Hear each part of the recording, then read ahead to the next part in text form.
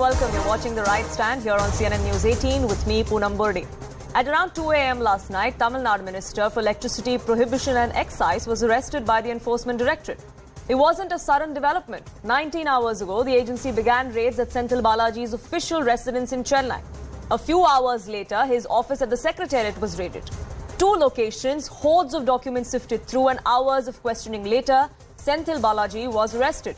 But that wasn't the end of the story. This is how the DMK minister was taken out of his residence. A 47-year-old man bursting into tears, clutching his chest as he was shifted into an ambulance to be taken to the hospital. Writhing in pain until he was taken inside the hospital in a near unconscious state. At the crack of dawn, DMK leaders, 15 ministers queued up at the hospital to visit Senthil Balaji. They all had one thing to say.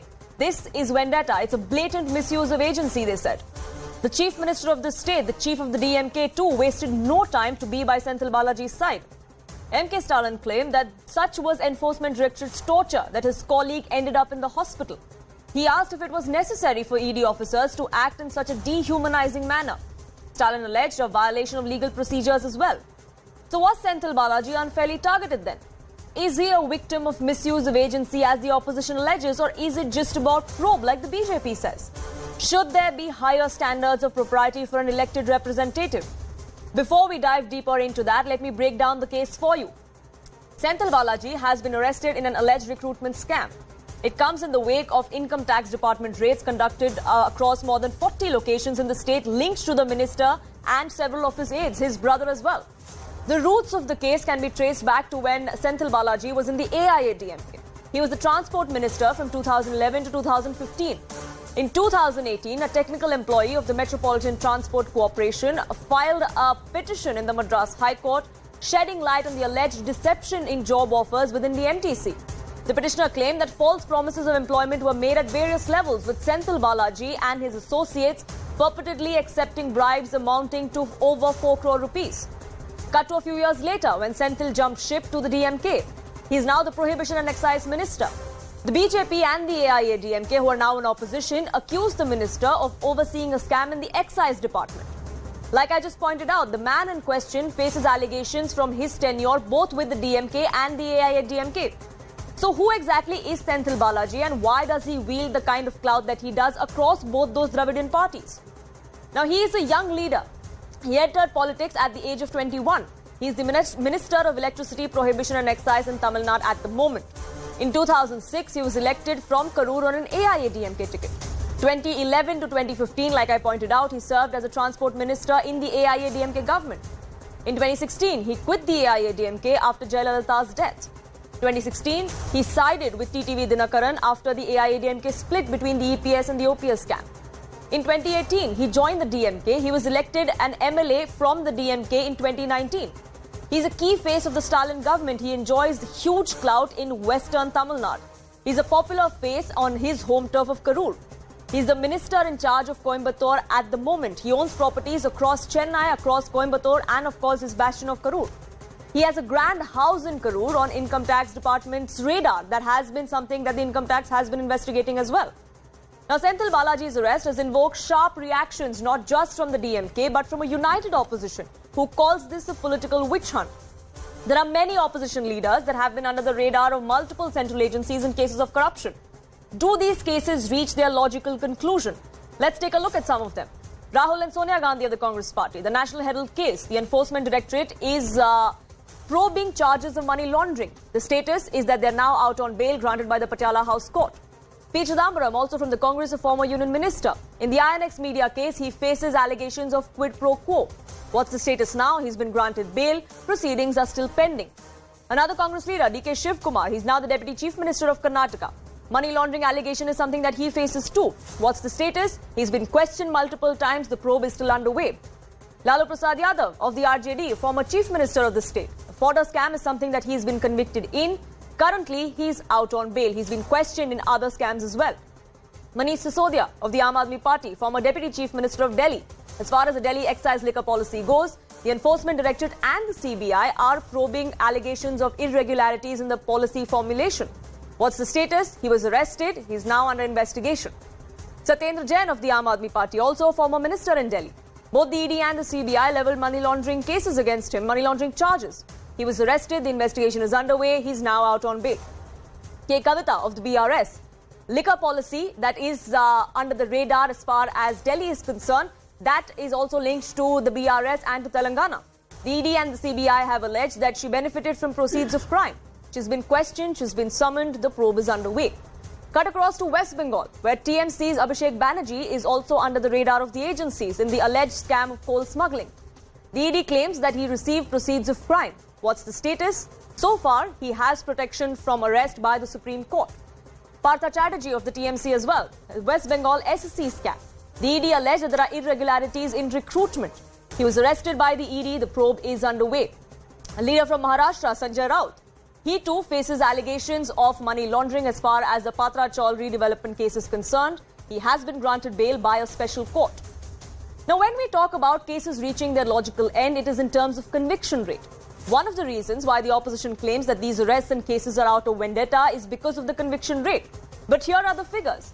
On an average, from 2015 to 2022, the CBI's conviction rate has been over 60%, like you can see on your screens. Let's also look at what the ED's record is. The ED's record is also much higher than that.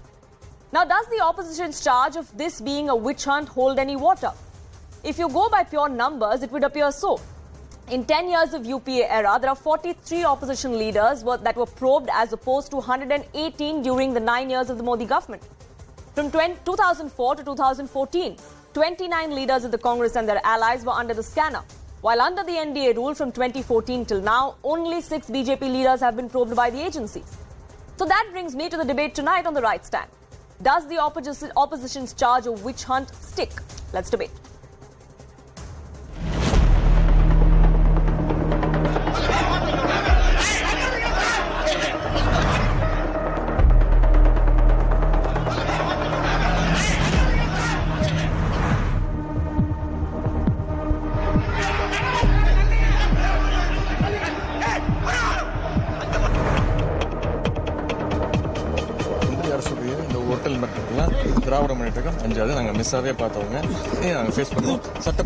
Now, Tamil Nadu people are not going to forgive anybody who's going to support DMK in this particular thing because it's a very clear case of corruption.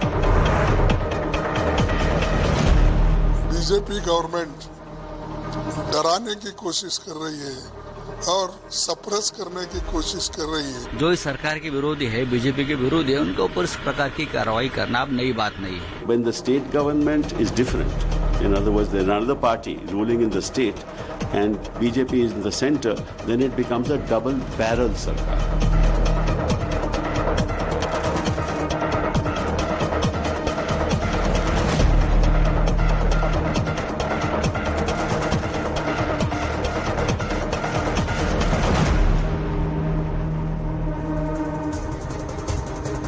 Narayan Tirupati, Vice President of Tamil Nadu BJP, joins us on this broadcast. Spokesperson of the DMK, Syed Hafiz, also with me. Congress leader Vivek Bansal and former CBI Director ML Sharma joins us on this broadcast. But I'd like to begin by asking the spokesperson of the DMK.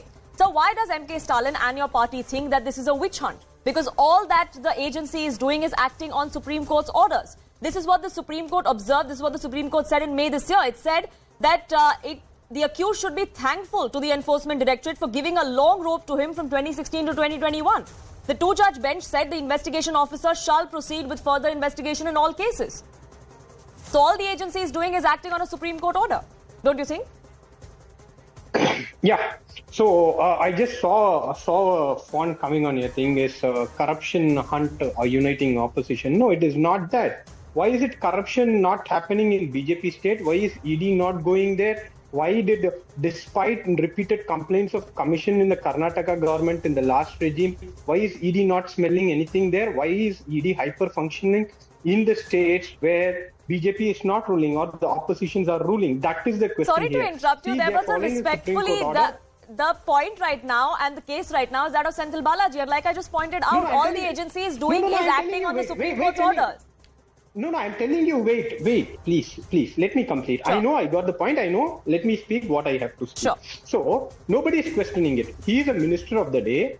He is cooperating with the cases. In the criminal system, the arrest happens when the case is acute. There is a chance of, destructing the evidence. This offense has happened around 8 years back. allegedly. And then what happens is there is a case and they are inquiring. He is cooperating with the income tax which came. He's cooperating with the ED. Yesterday issue was this. For 18 hours, he was continuously interrogated without a break. He was tortured. Basic human rights were denied. He complained of chest pain, and despite that, he was inquired. And when things got worse, he was shifted to hospital. We are condemning this act. Nobody is stopping the way ED has to proceed with the investigation. My question here is, it is a witch hunt because why the ED is acting only on the opposition ruled states? Why is it not acting in states where BJP is alleged of corruption? So that is the whole point. Why are the agencies being selective? Is that not witch hunt? Sure. So let me get this straight. You're saying that in this particular case, you're saying this case is not exactly witch hunt. The manner in which this entire process went, that is a problem. Certainly, this case is being pending, and as far as the DMK is concerned, the Chief Minister message when the income tax raid happened or the ED was inquiring was very, very clear to everybody, cooperate with the agencies. That is the message. So, flexing the arm, showing that we'll arrest you, we'll show you your face. You go today, see all the digital media handles of the pro-BJP, they are saying, who is it? Are you going to mess with us? This is what you'll face. This is political vendetta.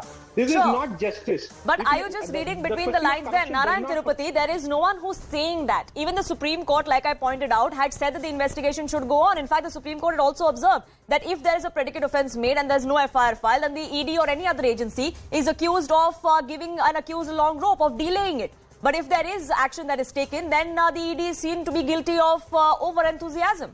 Can it work both ways then? See, first of all, we need to understand that there was a stay for ED to interrogate, and then it was the Supreme Court which had cleared this. So we need to understand this. But Mr. Senthil Balaji is a fraud, he is a looter, he has been in land grabbing cases. All these words were uttered not by me, but by Mr. M.K. Stalin in 2016.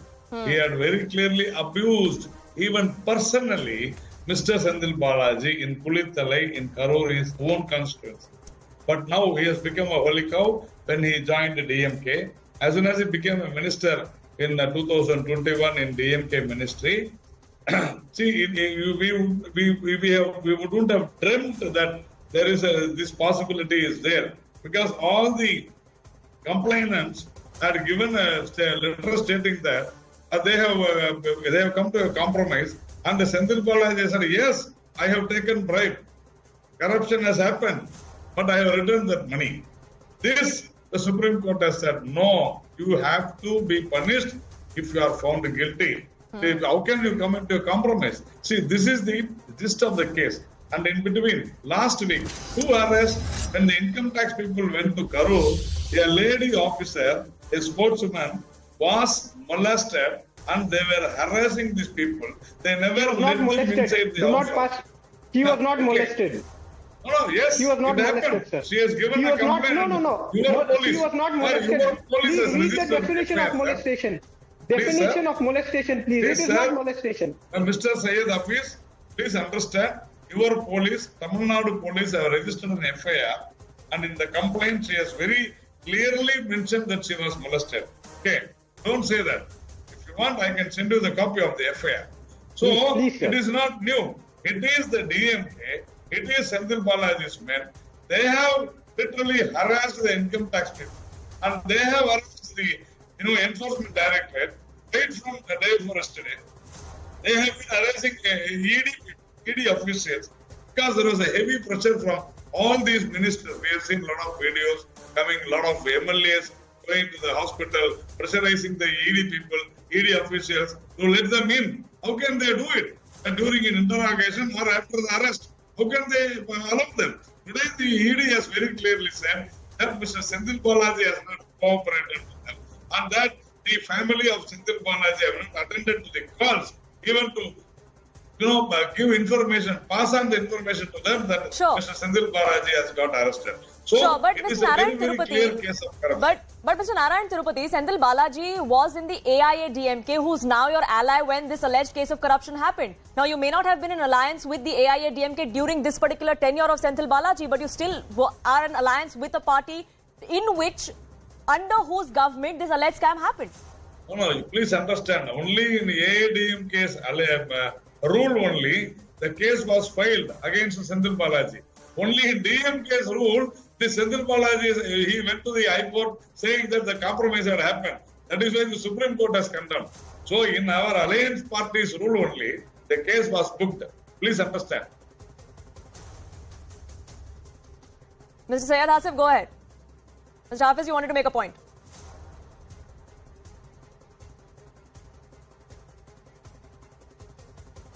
Mr. Hafiz, if you can hear me.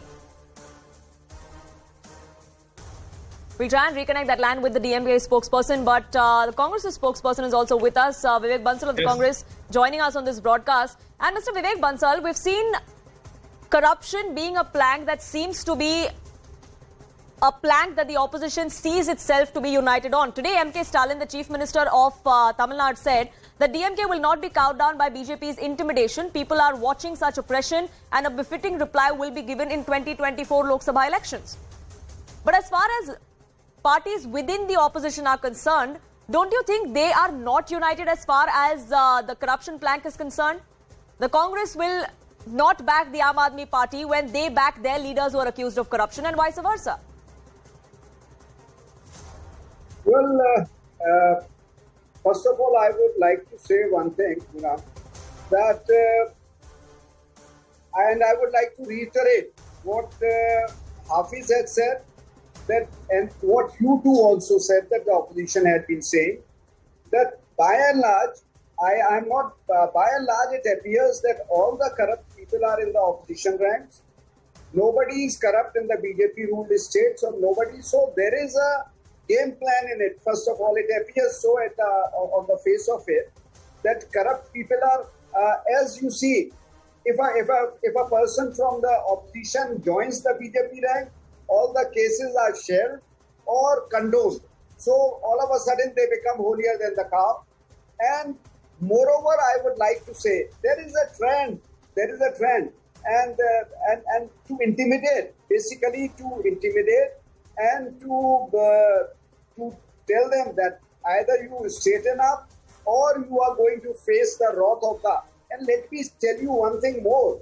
If ED and CBI investigates any income taxpayer's case, there would be slight anomalies or irregularities. Nobody, no income taxpayer who's a businessman, you would find everything is spick and span.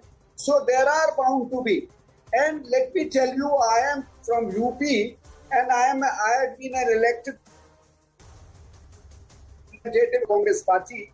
And what I have been noticing in this BJP rule, that BJP public representatives, all of a sudden they flourish, they are flourishing economically, they have become economically have, and nobody is raising a finger. From all of a sudden, how come you become such economic behemoths? Nobody is asking and I'll have Narayan Tirupati answer that, but Vivek Bansal, I just want to ask you one thing on something that you said about there being slight anomalies and irregularities in every single person's income tax returns perhaps, or the earnings, there might be discrepancies. But are you suggesting then that if there are indications of a scam worth crores, then is that not worth investigating? No, definitely if you have concrete evidence, substantive evidence that there is a scam, and there is a way to treat a public representative, the way Balaji had been treated, that reflects the mindset of these investigative agencies, that how they are treating, there has to be semblance of sanity in investigating a case. There has to be a semblance of giving a benefit of doubt. At the same time, you can question a person, you can grill a person for this economic irregularities are there. And definitely there are ways other than being physical. You can definitely go into the investigation. Sure, so it's the entire process and the manner in which this arrest has happened that seems to be what irking the DMK and the opposition, which is why I want to get in a former CBI officer who's a former CBI director who's with us on this panel. Emil Sharma, thank you for patiently waiting while you've been hearing the political war of words happen. But the kind of questions or the aspersions that are raised on investigating agencies, especially in the recent past, even what Mr. Bansal said just now, the manner in this was done. The attitude of the officers is something that is under question. What was the need to arrest him the way he was arrested? The DMK has also gone on to allege torture. You have asked me a good question. As far as arrest is concerned, whether it is that of a minister or a pauper, it's a coercive measure to the extreme. So this measure should be taken only very sparingly. But nobody is a holy cow, irrespective of his position in life. In this particular case, as you know, the ED is carrying out investigation under the orders of the Supreme Court of India. So ED has no choice but to pursue the investigation. Now, coming back to the question of arrest, I personally feel, and I run a law firm and therefore I should know, that there is some problem with the Prevention of Money Laundering Act 2002. In last 15 years, it has been amended as many as 15 times. Even though the constitutionality, the vires of this act has been upheld by the Supreme Court of India, yet I personally feel that the power of arrest endowed on the ED should be there only when a charge sheet has been filed by the police or CBI in the predicate offence. Predicate offence is the main offence. In this particular case leads to scam. Whether or not charge sheet has been filed, I do not know. But if the charge sheet has not been filed by the investigating agency, police or CBI, I don't know, then the arrest by ED seems to be an overaction. But after filing of the charge sheet, I don't find any fault with the arrest of the culprit. This is point number one. Point number two, I would say that arrest should be made only as a last resort. CBI has been ED has been registering far too many cases, and people are put to jail, and criminal complaints are filed, but the trials are not taking place. So I would advise ED to also pay attention to the trials. Sure. As far as my knowledge goes, only a couple of trials have taken place out of 3,000 charge sheets that they have filed. So this needs an attention so that people do not rot in the jails. Sure. And third point, as you are aware, even the Supreme Court has advised ED not to create an atmosphere of awe or fear.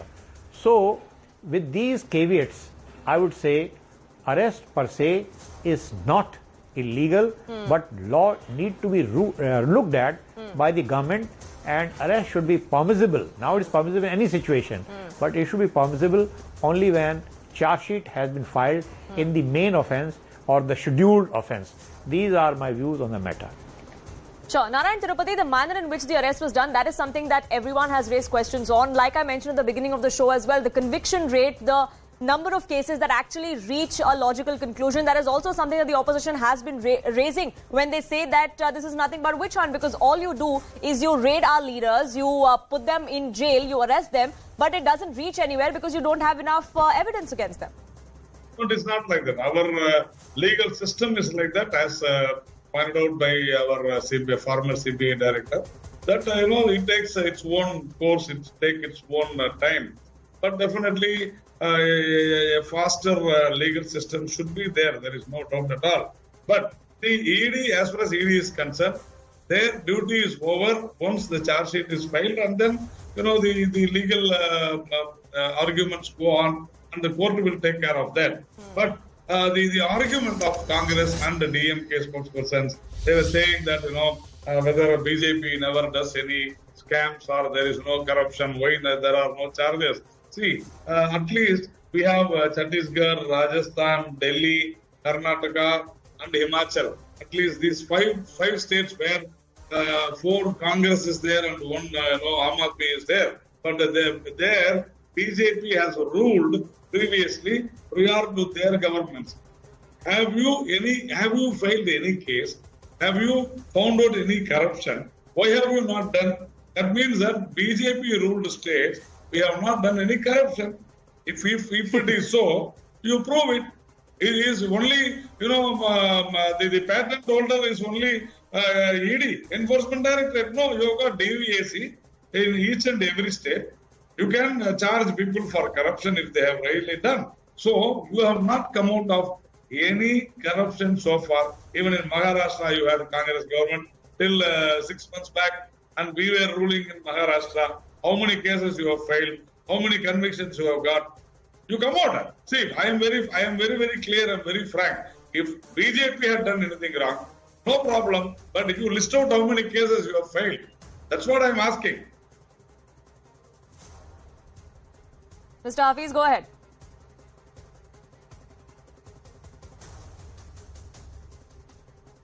Syed Hafiz, can you hear me?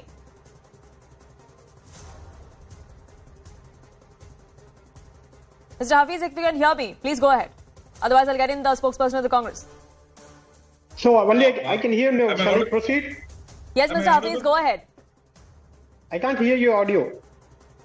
We'll try and reconnect that line, but Vivek Bansal continues to be with us. And Vivek Bansal, the kind of allegations that the BJP has been raising, that if there are issues, then those should be probed as well. But why are we not hearing cases of BJP leaders being probed? Yeah, that is our point of view, that why BJP leaders are not being probed, and that's what we have been saying. And probably you are questioning me on that, or Hafiz. I couldn't get it, but let me just tell you that it's all appears that it's to browbeat the opposition. It's just to bulldoze the opposition, that and to send a message that if you are not going to fall in line, you would be treated in the same manner. I would say, you see, as far as law or justice is concerned, it should not only be done, it should appear to be done. There has to semblance of equanimity in as far as implementation, or as far as all this investigation is done. Don't you see that? And you can, I would not like to take the names of the people in my region, but it is the talk of the town that who all have amassed wealth from the ruling disposition, from the ruling dispensation. So there has been all this grapevine is there. So if at all, but if there is wrongdoing there, then why not file complaints? Why not take those probes to logical conclusions as well, instead of just keeping them in the realm of allegations? That's exactly what Narayan Tirupati was trying to say. See, as far as definitely you have a point in that we should stand up, but in this political echo chamber there is a trend, I would say, and like we just admitted, that nobody goes out of the way to, unless and until you have some personal scores to settle. So these things, there are certain things taken cognizance by the investigating agencies themselves as well. There should be some you people on the radar that all of a sudden. You have legal responsibility. Sorry? You could have gone. Even in Bihar, you could have gone. Even in Maharashtra, you could have gone. No, if BJP is corrupt, you file a case. There is no problem. Go to court. No, why not? And that's what I'm saying. Why not on their own? Why not on the? They should be under the scanner. Why not? No, we have not done anything. That's what I am saying. BJP has not done any corrupt practices. We have not indulged in any corruption. That is why. And if you say that we have indulged in some corruption, you go. Who stopped you?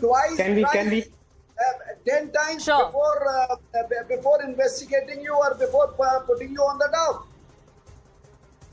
Sir, we have not done any corruption, sir. If you say that BJP has indulged in any corruption, you have got 7 to 10 states now. You can easily file anything.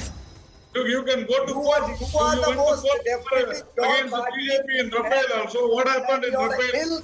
are the most The Supreme Court has turned down your appeal. honest, sanctified people of this political community. This is what we say. This is what you want to say, and this is our basic objection is that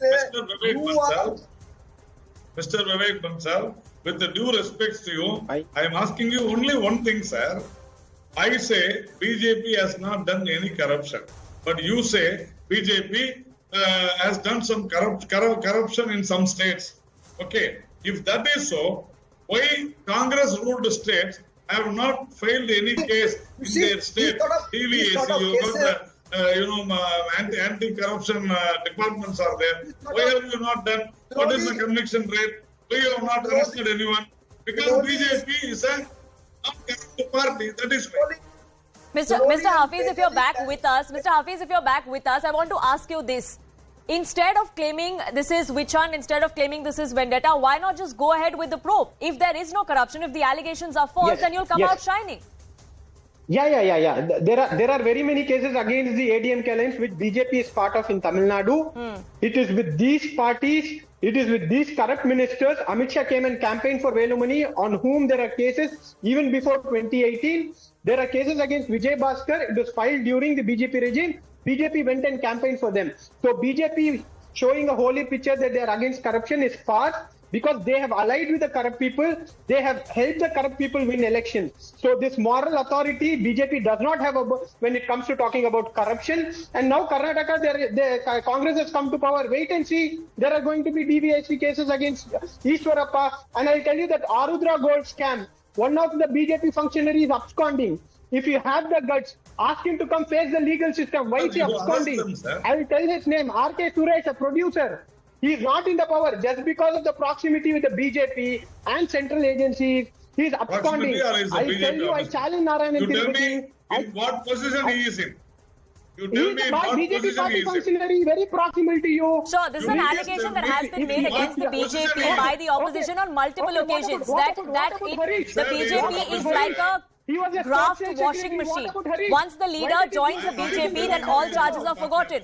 But I would request you gentlemen to stay on with me. I'm unfortunately running out of time, but I want ML Sharma to have the last word on this. Mr. Sharma, I want to ask you this. The latest that we are gathering now is that the Tamil Nadu government has made it mandatory for the CBI to get the state's permission before starting an inquiry in any case. Now, there are several other states that have done this as well, where a sanction is required from the state government. How do you think that is going to fare in terms of transparency in an investigation? I'm very happy that you are asking this question. I've spent 20 years in the CBI in various capacities. Thing is that 9 state governments have withdrawn their consent from CBI's investigation. So result is that corrupt public servants belonging to the central government are enjoying total immunity in these states. According to me, and our politician friends are here, they should mind my words. According to me, this is most short-sighted policy adopted by the state governments. I can give 1, 2, 3, 4 reasons, but I'll not give. I'll simply say that what CBI has lost, more than that, ED has gained. CBI is a very old organization. It has standard procedures and systems, but some people feel that they carry out unfair investigations. This is not correct. Exceptions apart. On the other hand, the investigative procedures and systems of the ED are not yet standardized. So there is a greater risk of what we call harassment or cutting the corners and things like that. So as far as your question regarding consent thing is concerned, if some chief minister were to hear me, I would advise him to restore CBI jurisdiction. This will curb the kind of activities of the ED about which we all are talking about. But by saying this, I am not saying that in this particular case ED investigation is not justified. Sure, it's in the larger sense. ED is acting under the Supreme Court order. Sure, it's in the larger sense that there should be, especially as far as elected representatives go, there should be a sense of propriety that is much higher perhaps than everyone else. That is the expectation the voter would have from every single politician, irrespective of the party. Unfortunately, I'm out of time. I have to leave it at that. I thank you all, gentlemen, for joining us here on this broadcast.